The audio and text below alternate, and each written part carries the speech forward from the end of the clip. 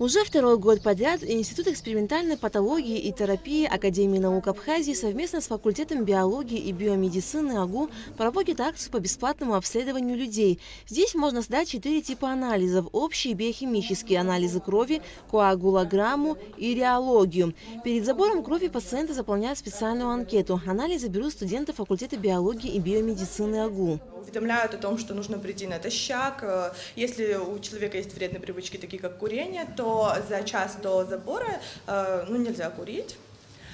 Мы обо всем уведомляем. И сейчас, когда будем проводить забор, тоже мы спрашиваем состояние пациента, который к нам пришел, меряем артериальное давление. Также для анкеты нам необходимо знать рост и вес. Тоже все мы измеряем и заносим все в анкету. Обследование проходит по предварительной записи с 10 до 12 часов в Институте экспериментальной патологии и терапии бесплатно. В день на сдачу анализов могут прийти до 15 человек. Бесплатное обследование может пройти любой желающий. Противопоказанием к сдаче крови является острое и обострение хронических заболеваний. Результаты анализов будут готовы в течение 2 суток. В момент наших съемок на сдачу крови пришли студенты факультета биологии и биомедицины АГУ. Они отмечают, что охотно принимают участие в акции, так как это хорошая возможность проверить свое здоровье.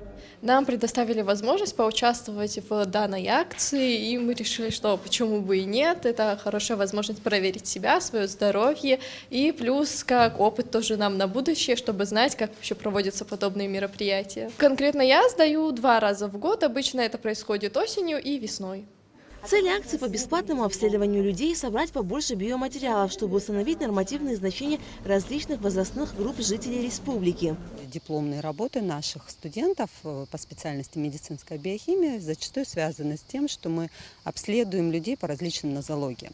Но иногда это темы, которые связаны с возрастными особенностями, региональными особенностями. И в этом году нам пришла идея объединить несколько таких полезных направлений и сделать одновременно с этим какое-то полезное дело для наших жителей.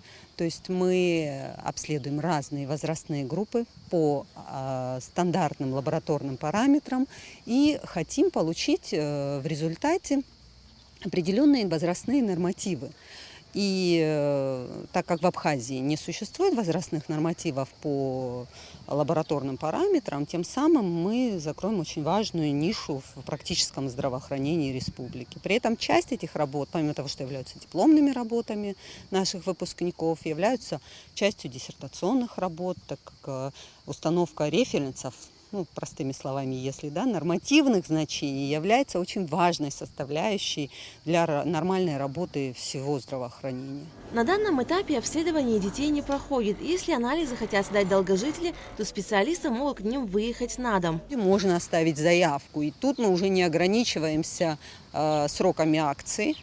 То есть, если в семье есть долгожитель, вы можете обратиться в институт, и мы выедем в удобное для вас и для нас время, согласуем это. Для того, чтобы собрать нормативы, необходимо определенное количество в каждой возрастной группе, и по полу их тоже придется разделить.